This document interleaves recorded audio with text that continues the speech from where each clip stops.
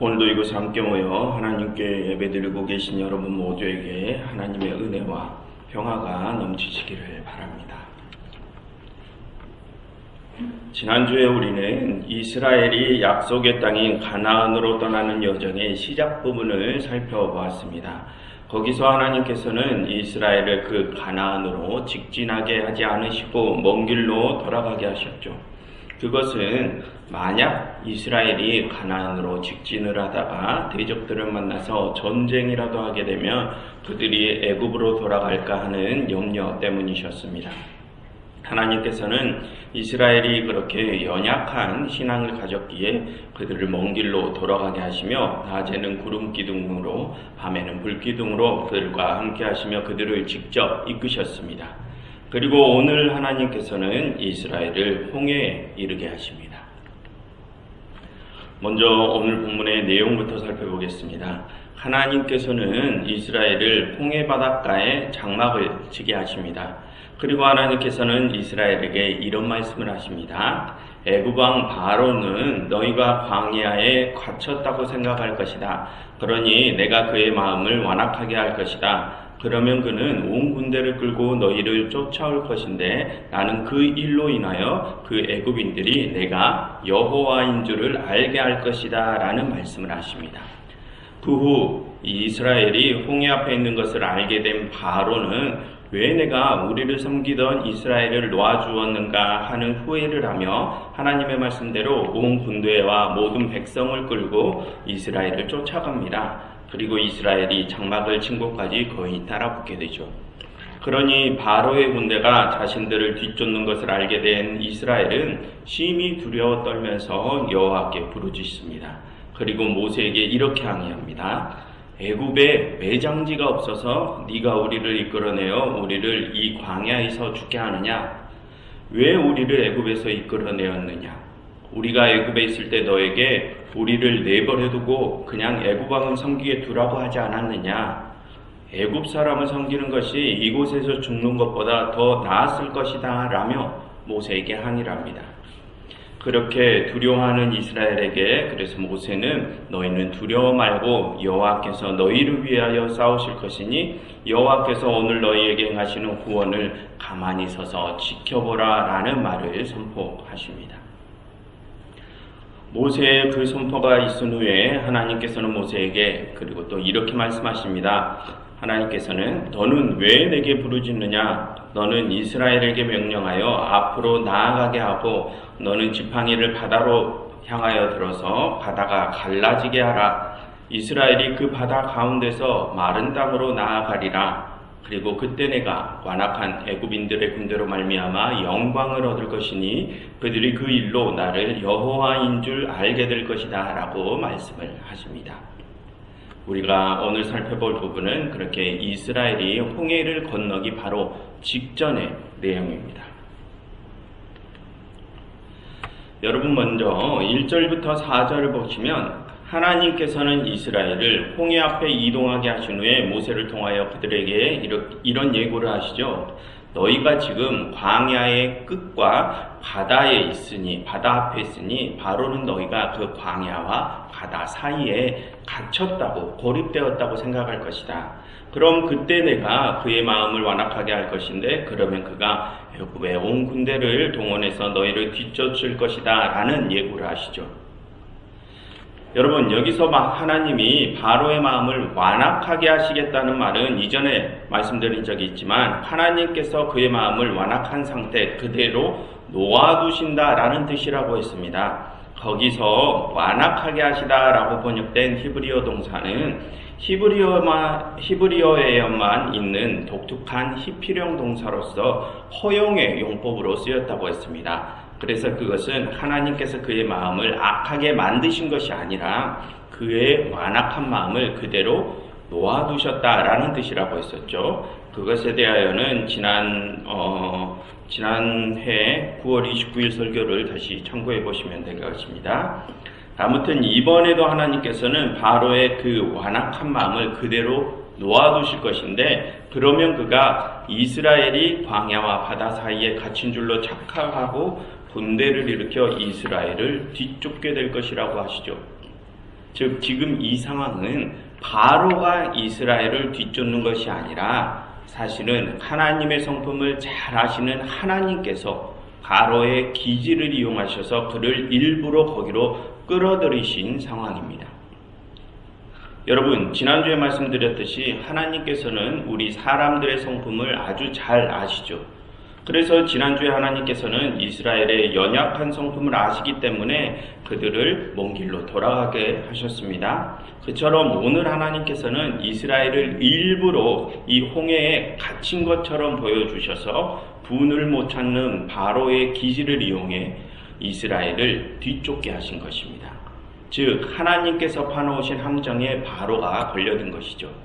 그래서 지금 이 상황은 바로의 생각처럼 이스라엘이 궁지에 몰린 것이 아니라 오히려 반대로 바로가 궁지에 몰린 상황입니다. 그처럼 이 부분에서 우리는 우리 인간의 성품과 우리가 처한 여러 상황에 따른 역학적인 관계를 고려하시어 전략적으로 계획을 세우시는 하나님의 모습을 알 수 있습니다. 발견할 수 있습니다. 그리고 여러분 4절과 17절을 한번 보시겠습니까? 4절과 17절을 보시면 하나님께서는 바로가 군대를 일으킨 일로 인하여 그곳으로 하나님 당신이 여호와이심을 애굽인들이 알게 할 것이다 라는 말을 반복해서 말씀하시죠. 여러분 이 부분도 이전에 말씀드렸었는데 그처럼 애굽인들이 하나님을 여호와 하나님 참 신이심을 알게 되는 것이 이 출애굽기에서는 아주 중요한 주제라고 했습니다. 이전에 하나님께서는 애굽에 10가지 재앙을 내리셨지만 그 이전에 하나님께서는 애굽에 10가지 재앙들을 내리시면서 그 재앙들로 인하여 애굽인들이 하나님 당신을 참 신이심을 알게 될 것이라고 계속해서 10번이나 반복하셨죠. 그럼 여러분 지난번에 그 말씀의 뜻이 무엇이라고 했습니까? 그 말씀은 애굽인들이 자신들 스스로 하나님이 참 신이심을 고백하게 될 것이라는 뜻이라고 했었습니다. 여러분 그들은 10가지 재앙을 받을 때 앞에 몇 가지 재앙들은 그들의 술사들을 이용해서 따라할 수 있었죠. 하지만 재앙들이 계속되고 그 재앙들이 커져갈수록 애굽의 술사들은 더 이상 그 재앙들을 따라할 수 없게 되고 결국 마지막 죽음 재앙이 들이닥칠 때 그들은 오직 여호와만이 이런 큰 재앙을 주장하실 수 있는 참 신이심을 스스로 고백했었습니다. 오늘도 마찬가지입니다. 하나님께서는 애굽인들이 이 홍해 사건으로 인하여 그들 스스로 하나님이 참 신이심을 고백하게 하실 것입니다. 여러분 다음 주에 살펴본 내용인데 14장 25절을 한번 보시겠습니까? 14장 25절 거기를 보시면 거기서 애굽 사람들은 홍해 바다가 자신들을 덮칠 때 하나님께서 이스라엘과 함께 하시며 애굽인들 자신들을 치신다라고 외치죠. 그런데 여러분 그들의 그 외침이 또 뒤에 15장에 가면 이스라엘이 하나님을 찬양하는 찬송의 가사로 바뀝니다. 여러분 뒤에 15장의 소제목들을 보시면 모세와 미리암의 찬송이 실려 있음을 알 수 있죠. 그 두 가지 노래는 이스라엘이 대대로 지금까지 지키는 가장 중요한 절기인 유월절 때 그 두 노래가 사용됩니다. 그런데 여러분 그 노래의 가사가 원래 누구의 입에서 가장 먼저 나온 것이냐? 바로 애굽인들, 오늘 방금 살펴본 14장 25절에서 애굽인들의 입에서 가장 먼저 나왔던 그 말이 15장에서 이스라엘인들이 대대로 유월절을 지키면서 부르던 찬송의 가사가 됩니다. 즉 대대로 하나님을 찬양하게 될 그 찬송의 가사를 애굽인들이 자신들 스스로 가장 먼저 내뱉었다는 말씀입니다. 하나님께서는 그렇게 대적들 스스로 하나님 당신이 참 신이심을 고백하게 하십니다. 그래서 여러분 그것은 그들이 스스로 자신들의 삶의 방식이 잘못되었음을 인정하게 하시는 방법이죠. 여러분, 그리고 그와 같은 맥락에서 하나님께서는 바로와 애굽인들이 그들 자신들의 실수로 스스로 무너지게 하시는 방법을 사용하십니다. 여러분, 5절을 보시면 바로가 마음이 변하여 우리가 왜 이스라엘을 내보내어 그들이 우리를 섬기는 일을 그만두게 했는가 라고 말하죠. 그것은 지금 바로가 자신들의 노예였던 이스라엘을 놓아준 일을 후회한다는 뜻입니다. 그래서 바로는 이스라엘을 다시 잡아 다시 자신들의 노예로 삼으려고 하죠. 그런데 여러분, 여기서 바로는 자기 실수를 합니다. 여러분, 뒤에 15장 9절을 한번 가서 보시겠습니까? 15장 9절을 가서 보시면 거기서 모세는 이런 말을 합니다. 원수가 말하기를 내가 뒤쫓아서 내 칼로 그들을 진멸하리라 라고 말합니다. 여러분, 여기서 모세가 말하는 원수는 바로를 가리키죠. 그런데 바로는 거기서 이스라엘을 잡아 그들을 진멸할 것이라고 말했다고 합니다. 여러분, 그것이 바로의 자기 실수입니다. 여러분, 지금 바로는 이스라엘을 다시 잡아서 그들을 다시 종으로 삼으려고 하죠. 그런데 바로는 자신의 군에 못 이겨서 이스라엘을 진멸하려 합니다. 그럼 여러분, 자신의 종이 될 이들을 자신의 손으로 스스로 없애는 거 아닙니까? 바로는 그런 자기 실수를 합니다. 여러분, 그와 같은 행동 성향은 역사적으로 완악한 통치자들이 공통적으로 보였던 아둔한 모습입니다. 여러분, 우리나라의 제주 4.3 사건이나 광주 5.18 사건, 그리고 지난 작년에 12.3 사건 등이 그와 같이 완악한 통치자들이 보였던 자기 실수의 모습들이죠. 그들은 자신들이 종으로 부리려고 하던 이들을 모두 학살해버리려 한 바보 같은 실수를 저지릅니다.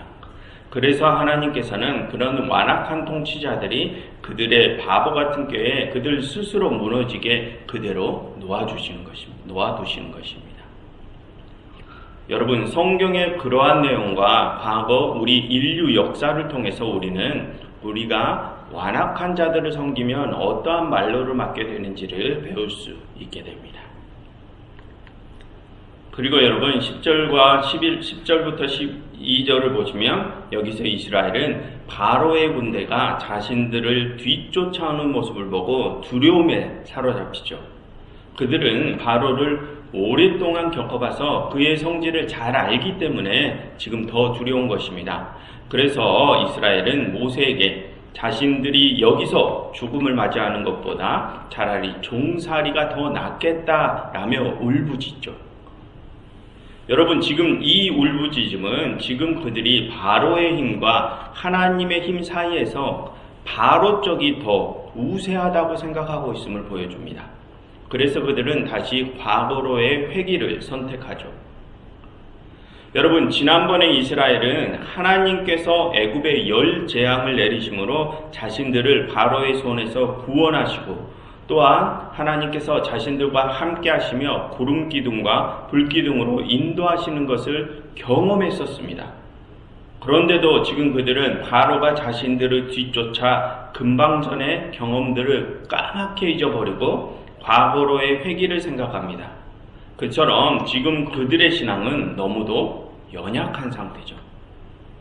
여러분, 그처럼 오랫동안 억압받던 이들이 해방의 삶을 마음껏 누리지 못하고 예전에 당했던 억압이 다시 찾아올 것 같으면 과거의 그 억압의 삶으로 다시 회귀하려는 모습을 보이는 그러한 행동 패턴 또한 역사적으로 그렇게 억압받던 이들이 공통적으로 보였던 행동 패턴입니다.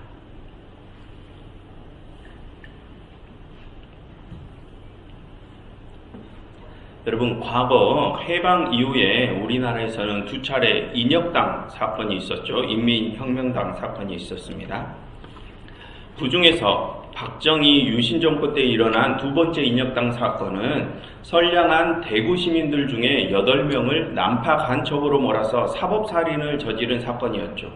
뿐만 아니라 그들의 가족과 친인척까지 암암리에 모두 말살시켜버린 그런 사건이었습니다. 여러분, 원래 대구는 그 인혁당 사건이 있기 전에는 그 어느 도시보다 진보적인 성향을 가지고 가장 선봉해서 유신 정권에 투쟁하던 도시였죠. 그런데 그 인혁당 사건을 겪고 난 뒤에 대구는 갑자기 보수적인 성향을 띠다가 지금에 와서는 극우적으로 완전히 변해버렸습니다. 왜 그랬을까요? 여러분, 우리나라는 과거 일본으로부터 억압의 경험이 있습니다. 그래서 그 억압에 대한 트라우마가 있죠. 그런데 해방된 우리나라 안에서 그 억압의 트라우마를 일깨우는 사건들이 연신 터져 나왔죠. 제주 4.3 사건, 대구 인혁당 사건, 후에 광주 5.18 사건들까지 다 그런 사건들입니다. 그래서 대구 시민들은 그 인혁당 사건이 준 공포 때문에 황쟁의 의지가 꺾여버리고 그 처참한 공포를 준 그 권력 앞에 무릎을 꿇은 것입니다.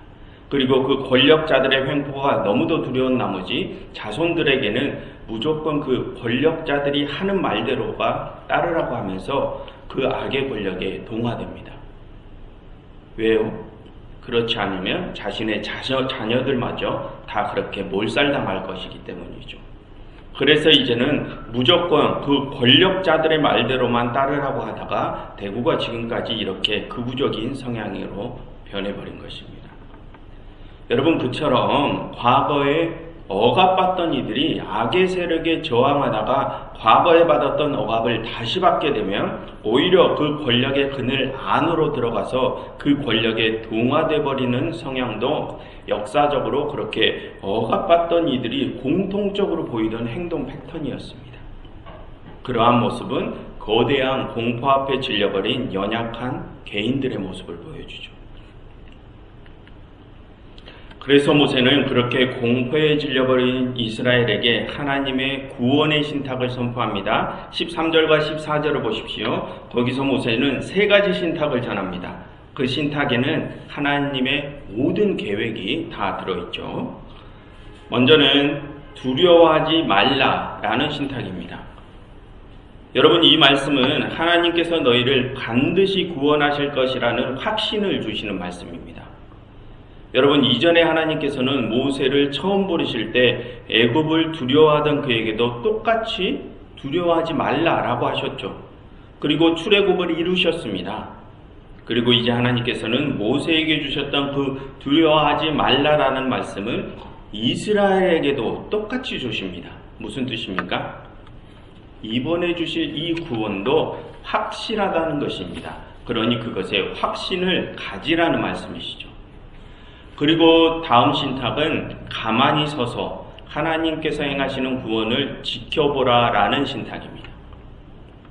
여러분, 여기서 가만히 서 있으라는 말씀은 너희는 도망치지 말고 지금 너희가 두려워하는 그 애국 군대를 정면으로 바라보고 똑바로 서 있으라는 뜻입니다. 그러면 너희는 너희가 지금 두려워하는 그 애국보다 더 큰 힘을 보게 될 것이다 라는 뜻이죠. 지금 하나님께서는 바로의 억압의 힘보다 당신의 구원의 힘이 더 크시다는 것을 보여주시라는 것입니다. 그리고 마지막 신탁은 하나님께서 너희를 위해서 싸우실 것이니 너희는 가만히 있으라 라는 신탁입니다. 여러분, 여기서 가만히 있으라 라는 말씀은 방금처럼 애굽을 정면으로 바라보고 서 있으라는 뜻이 아니고 어떤 동작을 멈추고 침묵하라는 뜻입니다.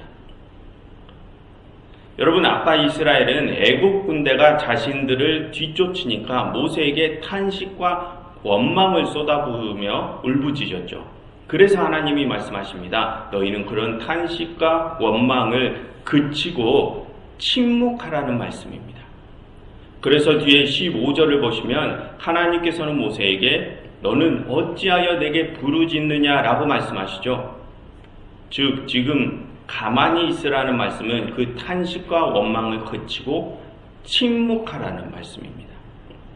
하나님께서는 그런 침묵 속에서 당신의 구원의 힘을 보여주실 것입니다. 여러분, 마태복음과 누가복음을 보면 예수님께서 십자가에 돌아가시기 직전에 제6시부터 9시까지 대낮인데도 깊은 어둠이 깔렸다고 합니다.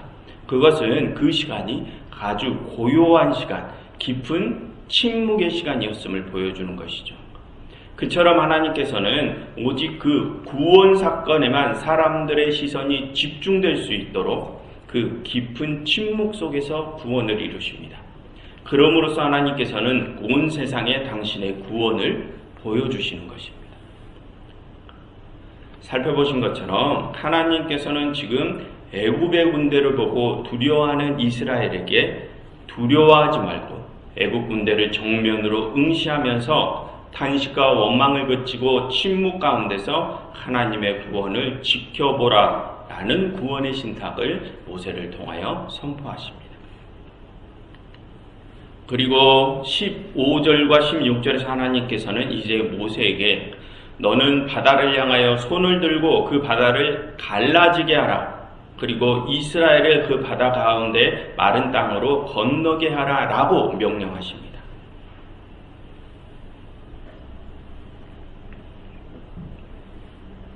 여러분, 지금 하나님께서는 바다를 가르시어 이스라엘을 구원하려 하시죠.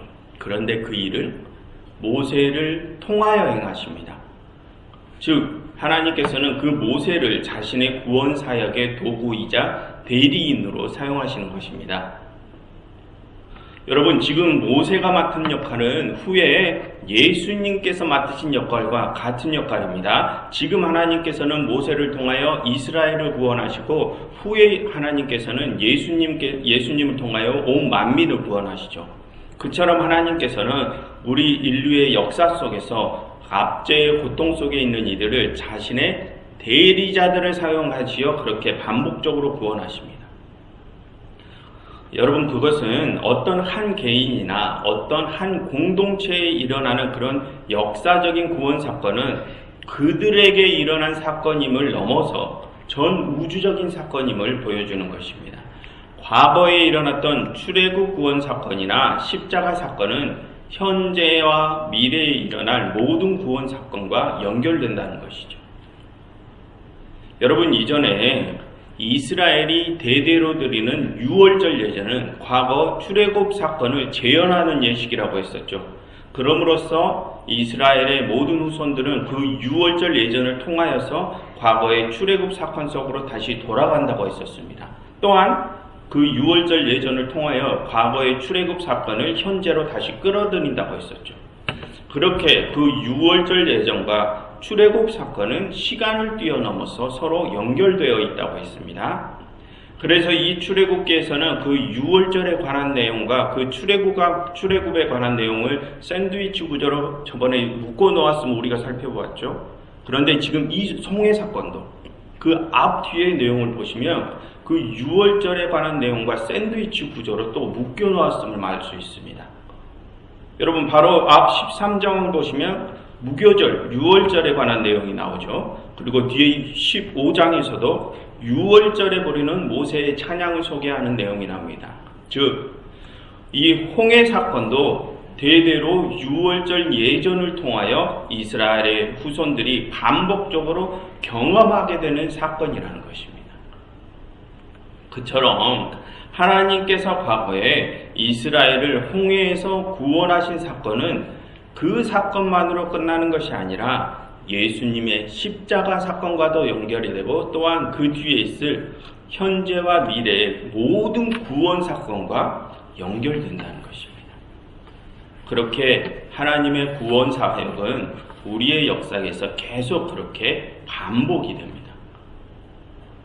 그런데 여러분, 그렇게 하나님의 구원 사역이 이 현실에서 계속 반복될 때 하나님께서는 당신의 대리인이자 도구가 되어줄 사람을 필요로 하십니다.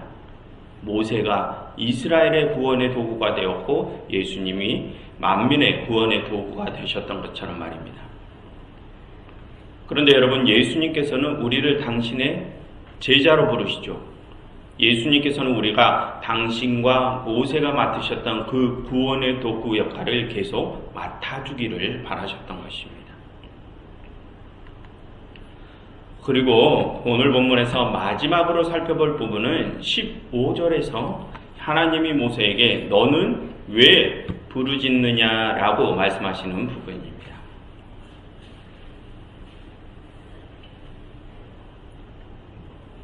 여러분, 지금 모세는 하나님께 왜 부르짖습니까?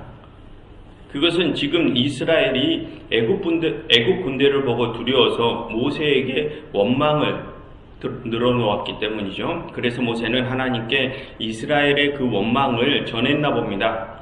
그런데 하나님께서는 모세에게 왜 부르짖느냐라고 하시죠. 무슨 뜻입니까? 부르짖지 말라는 것입니다. 아까 말씀드린 것처럼 부르짖지 말고 침묵하라라는 것이죠.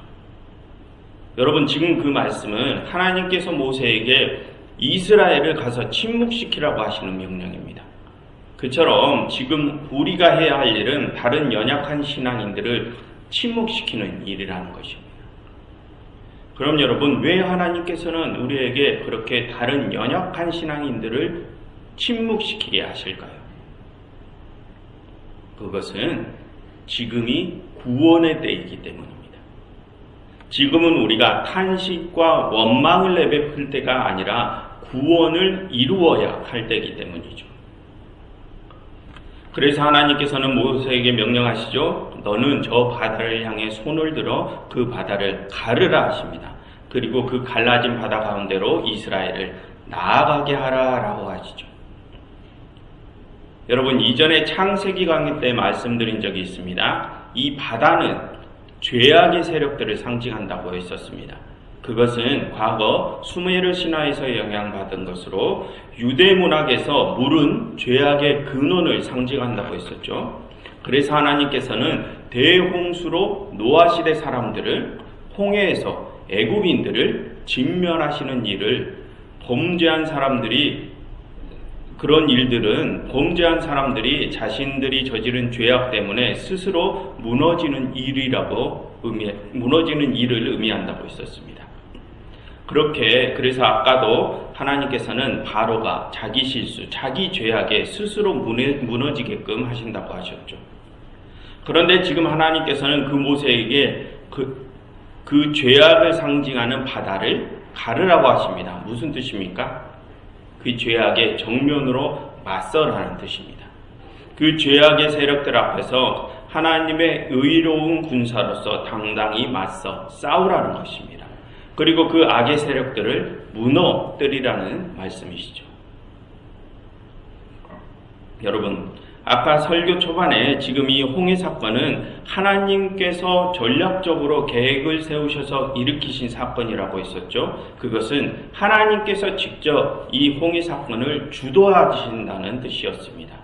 우리는 그저 하나님의 도구가 될 뿐이죠.